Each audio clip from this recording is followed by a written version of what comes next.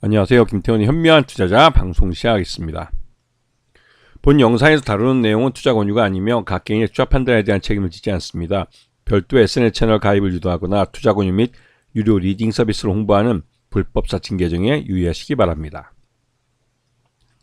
자, 오늘은 휴맥스 홀딩스에 대해 좀 말씀을 드리겠는데요. 이 업체는 예전에 휴맥스 하면 코스닥의 삼성전자라 불린 만큼 제조업 쪽에서 이 셋톱박스로 매출 1조를 달성한 그런 기업이기도 합니다. 근데 아시다시피 셋톱박스가 이제 수명이 다해서 시장이 이 성장하는 게 아니라 역성장을 하고 있는 그런 상황이죠. 그러다 보니 이 셋톱박스 분야에서 이제 중국이나 이런 업체가 더 싸게 만들다 보니 경쟁에서 더 많이 밀리고, 그래서 이 휴맥스는 기존의 이 셋톱박스와 무슨 그 안테나, 자동차용 안테나 이런 것들은 그대로 좀 하고는 있지만 그 외에 다른 신규 사업을 찾고 있는데, 그 신규 사업이 바로 전기차 관련된 사업들입니다. 특히나 이제 이 전기차 충전소 이런 쪽이나 또 여러 가지 다양한 모빌리티 사업들을 벌이고 있어가지고 이 전기차를 하나의 돌파구로 생각을 하면서 여기에 대규모 투자를 하고 있죠. 지금 전기차 캐즘 현상 때문에 전기차 관련주들이 전반적으로 어려움에 처해져 있지만, 이 휴맥스 홀딩스 쪽에서 하고 있는 이 전기차 관련된 사업들은 그래도 나름대로 아직까지는 뭐 규모가, 그러니까 적자를 기록하고 있지만 구매 경제를 향해서 이제 투자를 계속 이어가고 있는 그런 상황이기도 합니다. 근데 세계 전기차 충전 인프라가 계속 지금 늘고 있는 상태이기 때문에, 그리고 전기차 보급량이 점점 늘어나고 있고, 그래서 그에 따라서 전기차 충전소도 함께 늘어야 되는 그런 상황이죠. 그리고 이제 이 휴맥스 홀딩스가 이제 집중적으로 키우고 있는 휴맥스 모빌리티라는 회사가 있는데, 이거는 이제 그 전기차 충전소뿐만 아니라 그 후방삼으로 다양한 전기차에 관련된 사업들을 벌이고 있는 그런 업체이기도 합니다. 그리고 이제 이 휴맥스 그룹의 주요 모빌리티 계열사 및 투자 스타트업을 보시게 되면, 주차 쪽에는 하이파킹, 하이그린 파킹, 하이시티 파킹 뭐 이런 것들이 있고, 그 주차장 안에 설비들을 휴맥스 박스라는 것도 있고, 대리운전까지도 하고 있고,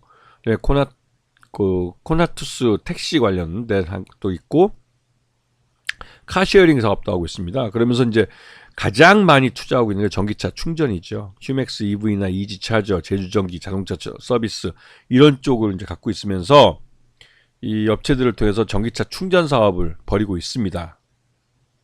그리고 휴맥스 충전 모빌리티 사업 분야에서 인수 및 지분 투자하는 거 보면, 뭐 대형 채비니 이지차전이 인수한에다 PSN이라고 이 회사도 이제 차진이라는 데서 전기차 충전 관련해서 인수를 했고, 모빌리티 쪽에서 하이파킹이나 AJ파크 이런 것도 다 인수를 했죠. 그리고 휴맥스 쪽에서 보면 다양한 회사들이 자회사로 있습니다. 특히 모빌리티 쪽에 이렇게 많은 사업들을 갖고 있는데요. 그리고 최근 들어서 이 전기차 보조금에 대해서 이제 그 급속 충전기 중심으로 이제 이 보조금이 나가는 걸로 바뀌고 있고, 제도가. 그다음에 휴맥스 홀딩스는 자회사 휴맥스 EV를 통해서 미국 모비우스 에너지하고 전략 제휴를 맺었는데, 이 모비우스 에너지가 그 테슬라 충전 방식의 슈퍼차저 기술을 갖고 있습니다. 그래서 이와 관련된 기술을 이미 휴맥스 홀딩스가 갖고 있는 걸로 평가되고 있죠. 그리고 이제 전기차 급속 충전기도 이제 보급을 늘리기로 했는데, 이게 이번에 이제 송도 벤츠가 전기차가 이제 화재가 일으키면서 전기차 과충전 방지 장치로 교체해야 하는 수요가 발생합니다. 그 수요 때문에 수혜를 많이 얻을 수 있고요. 여기다가 지금 보시면 아시겠지만 이 전기차 충전기를 위에다가 태양광 발전소를 설치해서 친환경적으로 이 에너지를 생산해서 그거를 이제 탄소 배출권 시장에도 이제 진출하게 됐죠. 그리고 투르차저 같은 경우 전기차 충전소에서 이게 뭐 태양광을 통해서 발전한 전기를 지금 바로 자동차한테 이렇게 공급해 주기 때문에 이쪽은 굉장히 성장 가능성이 높은 산업이라고 볼 수 있습니다.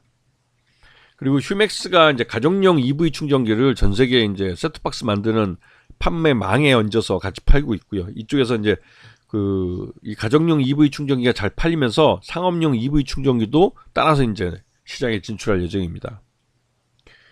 그래서 지금 그 3분기까지 해서 보면 전체 매출 중에 그 63% 정도가 셋톱박스, 기존에 이제 주력 사업 쪽에서 나오고 있고, 그 다음에 35% 정도가 이제 안테나, 차량용 안테나죠. 샤크 안테나처럼 차량용 안테나 쪽에서 발생하고 있습니다. 그리고 휴맥스 주력 사업은 근데 이제 셋톱박스 쪽은 역성장하고 있기 때문에 사업 다각화를 추진하고 있는 상황이죠. 그래서 전체 지금 그 3분기까지의 매출을 보면 기본적으로 게이트웨이나 차량용 안테나 이쪽이 주력인 걸 알 수가 있습니다. 그리고 이제 3분기까지 해서 작년 동기 대비해서 매출은 줄고 영업이익은 작년보다 그래도 좀 소폭 늘었네요. 하지만 당기 순손실은 482억. 즉 그 벌어들인 돈보다는 지금 투자가 더 많이 이루어지고 있는 그런 상황이라는 걸 알 수가 있죠. 그다음에 최대주주 특수관계인을 보면 변댕규 회장 쪽이 35%를 갖고 최대주주고요. 특수관계인 중에 J2B라는 아들이 갖고 있는 회사가 4.05%를 갖고 있고, 그래서 이 휴맥스 홀딩스는 최대주주 쪽이 40% 정도를 갖고 있고, 최대주주 가족들이 있습니다. 이선재나 이용훈, 이 가족들이 또 이제 한 11% 정도를 갖고 있고요. 그렇게 해서 이제 특수관계인이나 기관 투자 빼면 소액주주가 35.02% 정도밖에 안 되기 때문에 실제로 휴맥스 홀딩스 중에 개인 투자들 비중은 굉장히 낮은 편이죠.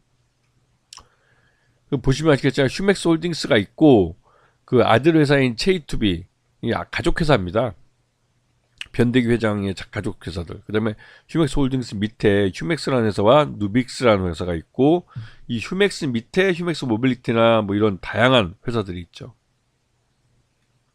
자, 그런데 이제 오늘 휴맥스 홀딩스가 상한가를 빵친 건 이 변대규 휴맥스 홀딩스 대표가 홍준표 대구시장과 같은 대구 영남고등학교 후배라는 점과 트럼프 측근인 폴 매나포트가 국내를 방문해서 권성동과 홍준표 그 대구시장을 비공개로 회동하고 그다음에 트럼프 이 취임식 때 초청장을 전달해 준 게 시장에 알려지면서 이 휴맥스 홀딩스에 대해서 이 홍준표 테마주로라는 인식이 생기면서 이제 바로 이제 묻지마 매수가 유입된 것이죠. 근데 앞에서 보셨지만 아시겠지만 휴맥스 홀딩 자체는 실적이 적자 회사입니다. 적자 회사다 보니까 이 회사가 그 최근까지도 주가가 지난 12월 9일 날 1611원 급락을 했었죠. 급락을 하고 나서 V자 반등이 나오긴 했지만 아직까지는 이 회사가 이제 실적에 대해서는 좀 불확실한 측면이 있어요. 그죠? 하지만 이 휴맥스 모빌리티 자회사 이제 투자 많이 받았던, 앞으로 투자가 또 계속 돼야 될, 여기가 이제 휴맥스 모빌리티가 KB증권과 IPO 계약을 맺었기 때문에 조만간 그 휴맥스 모빌리티가 상장을 할 수 있다는 그런 기대감이 있습니다. 상장을 하게 되면 휴맥스 홀딩스는 자회사들에 대한 무리한 지원을 이제 중단할 수 있기 때문에 그런 면에서는 휴맥스 홀딩스의 실적이 뭔가 개선될 가능성이 있는 것이죠. 근데 문제는 이 휴맥스 모빌리티의 IPO가 언제 이루어질지 모른다는 겁니다.